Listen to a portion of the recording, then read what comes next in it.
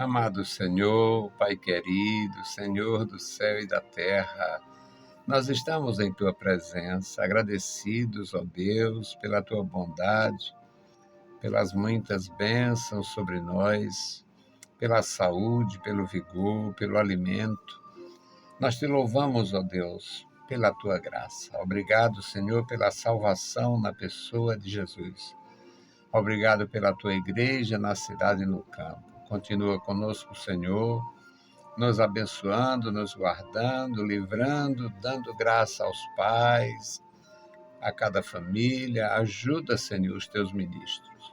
Deus fiel, Deus todo-poderoso, ouve a nossa petição. Em nome de Jesus Cristo, nós Te pedimos. Amém. Louvado seja para sempre o nosso Senhor. Meus queridos irmãos, estamos de volta com a palavra ao amanhecer. É um prazer poder servir a Igreja de Jesus, é um prazer poder comunicar a palavra de Deus.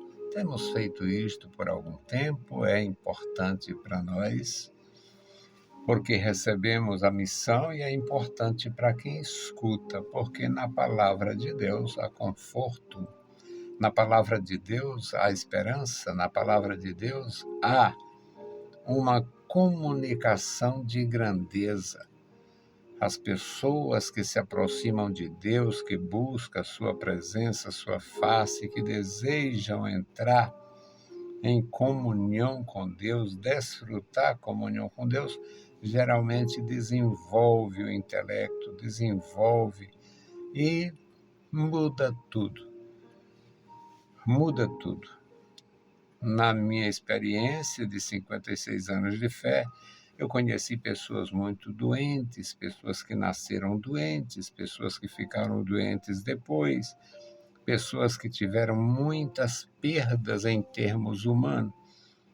E não houve nenhum abalo em termos de fé.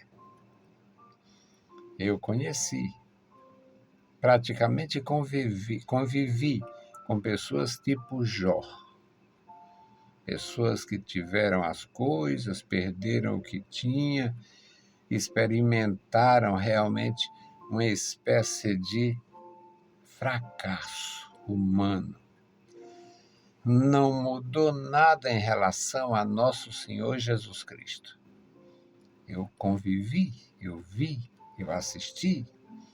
Então é uma bênção amanhecer pedindo a graça e vivendo uma experiência nova cada manhã, tendo a orientação divina. O nosso texto hoje, Salmo 40. Salmo 40, versículos 5 a 11. Aqui você tem realmente um benefício, nós temos o benefício, e um testemunho das Escrituras. Olha a leitura.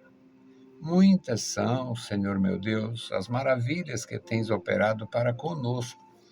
Os teus pensamentos não se pode contar diante de ti. Eu quisera anunciá-los e manifestá-los, mas são mais do que se pode contar. Sacrifícios e ofertas não quiseste. As minhas orelhas furaste. Holocausto e expiação pelo pecado não reclamaste. Então disse: eis aqui venho, no rolo do livro está escrito de mim. Deleito-me em fazer a tua vontade, ó Deus. Sim, a tua lei está dentro do meu coração. Preguei a justiça na grande congregação. Eis que não retive os meus lábios, Senhor. Tu o sabes. Não escondi a tua justiça dentro do meu coração. Apregoei a tua fidelidade e a tua salvação.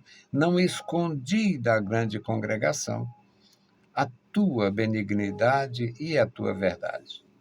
Não detenhas para comigo, Senhor, as tuas misericórdias. Guarde-me continuamente e tua benignidade e a tua verdade. Louvado seja o bendito nome do Senhor. Os adoradores do Senhor, profetas, sacerdotes, músicos, no caso do Davi, o Asaf, outros os chamados filhos de Coré, que eram levitas com um trabalho grande, interessante, mas não reconhecidos como profetas, como músicos. Eles tinham um serviço e eram inspirados por Deus, e foi uma bênção. E às vezes as pessoas, os leitores ficam um pouco, mas o Coré não foi daquele da rebelião. Nem todo rebelde contamina a sua família. Nem todo indivíduo que sofreu um banimento foi derrotado nos seus, porque o nosso Deus, na sua justiça, conhece quem tem fidelidade. Então, nesta leitura, o salmista diz: muitas são, Senhor meu Deus, as maravilhas que tens operado para conosco. E quem é que pode contar os pensamentos de Deus? Quem é que é capaz de anunciar as maravilhas, a grandeza de Deus, os fatos, as realizações do Senhor na nossa vida, na nossa história, na nossa família, no nosso ministério? Me refiro ao ministério pessoal. Ninguém pode, é impossível contar. Até porque todos nós somos um milagre. O ser humano é um milagre. A vida humana é um milagre. Então é uma bênção para nós. No versículo 6, aqui eu me proponho a ensinar uma coisa que está sendo destruída nos dias de hoje. Diz: sacrifícios e oferta não quiseste, as minhas orelhas furaste. Holocausto e expiação pelo pecado não reclamaste. Esta expressão está em Deuteronômio. E ali identifica, assim, a orelha furada. Tem nada a ver com essas versões transviada, desviada desse sábio, segundo a sua própria justiça e grandeza. Os meus ouvidos abriste. Tem nada a ver. É orelha furada mesmo. As minhas orelhas furaste. Era uma declaração de alforria, a redenção, remissão. Servos com a orelha furada não podia ser vendido. Ele, em muitos casos, os servos, que em Israel tinha lei,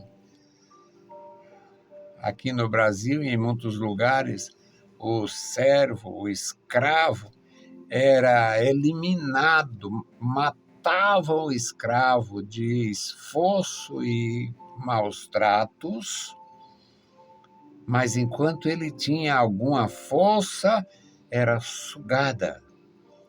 Em Israel, era reconhecida a servidão, mas existia uma lei que regulava, e os servos tinham proteção.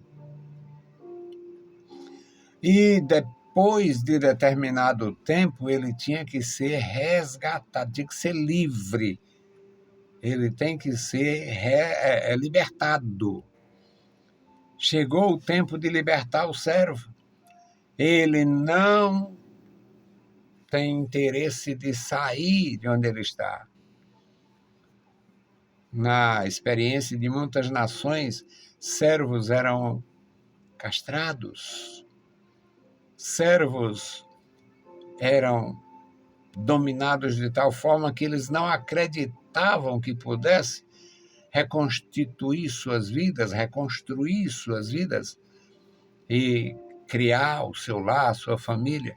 Então, eles que estavam servos com 40, 50 anos de idade, não via mais capacidade em si de recomeçar em situação nenhuma.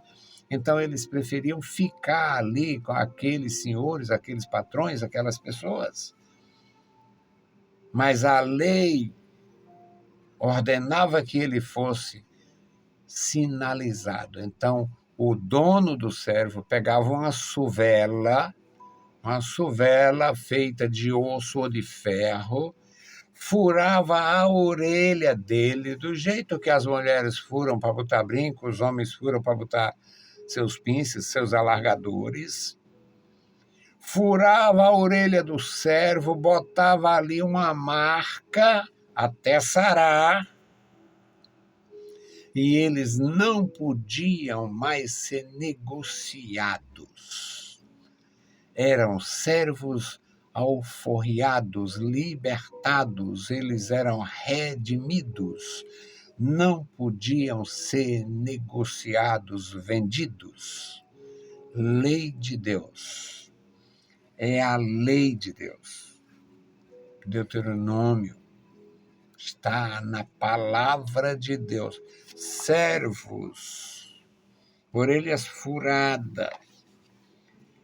A orelha foi furada como ordenança de Deus para aquela pessoa não passar mais por experiência de servidão. Então, fazer versões bonitinha, facezinha, fácil de entender. Para facilitar com mentira, facilitar com fraude, facilitar com desvio de conduta, facilitar maculando, é perversidade. Deuteronômio capítulo 17. Capítulo 15, versículo 17. Conferir. Então, eu vou conferir Deuteronômio. Facilitar mentindo não tem sentido. Facilita. O preguiça que não quer pegar no dicionário, fazer uma pesquisa, mas aprende errado. Livro de Deuteronômio, capítulo 15, versículo 16 e 17. Porém será que, dizendo-te ele, não sairei daqui, porquanto te ama a ti e a tua casa, por estar bem contigo, então tomarás uma sovela e lhe furarás a orelha.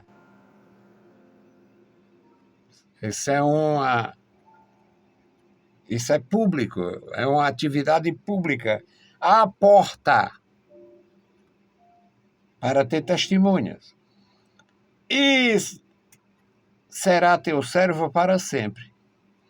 E também assim farás a tua serva. A mulher não viveu uma vida decente nunca, ou melhor, livre. Não viveu vida livre. Filha de escravos, de servos. Foi presa lá numa guerra. Foi vendida lá numa feira. Ficou numa casa e era aquilo mesmo. Ficou na casa do Potifar, o exemplo lá do José. Ficou tanto tempo que se acostumou e tal. Chegou o tempo de ser alforriada, libertada, não quer sair. Então, o dono do servo ou da serva furava a orelha perante autoridades civis, seus anciãos, as pessoas que pudessem ser autoridades, pudessem ser testemunhas. Furava a orelha e aquela pessoa ficava ali, alforriada, por vontade própria, ficava ali porque queria ficar, quis ficar. Palavra de Deus. Então, o texto ajuda a gente a entender. E o salmista diz: eu não retive a tua palavra, a tua justiça, eu não escondi, eu proclamei. Eu preguei a justiça na grande congregação. Não me calei, tu sabes. Que Deus nos dê graça, coragem, sabedoria e decisão de não nos calar, mas falar sempre a palavra maravilhosa do Senhor com graça. Vamos fazer a intercessão. Hoje, a minha intercessão é pelos professores e pelos pregadores, nossos irmãos que servem a Deus, que buscam a Deus, que presta serviço ao povo de Deus, para que faça isto sempre com alegria e sabendo que tem uma recompensa para quem edifica a obra de Deus. Bendito Deus, Pai Santo e querido que estás nos céus, nós te louvamos, bendizemos, agradecemos pela tua bondade. Guarda as nossas vidas, toma o primeiro lugar nos nossos corações, nos ensina a estar na tua presença e permanecer, Senhor. Agora te apresentamos, Pai, os teus servos que trabalham na tua igreja, Senhor, ensinando, pregando, ó Deus, ajudando na formação dos teus servos. Ó Deus, dá graça aos meus irmãos, ajuda que possam exercer suas funções com grandeza, com humildade, com alegria, sabendo, Senhor, que há uma recompensa para os que semeiam. Ó Deus Santo e Todo-Poderoso, guarda os meus irmãos, suas famílias, suas vidas, suas atividades lucrativas. Toma em tuas santas mãos cada um, Pai. No maravilhoso nome de Jesus Cristo, nós te pedimos. Amém. Meus queridos irmãos, a paz do Senhor e bom dia.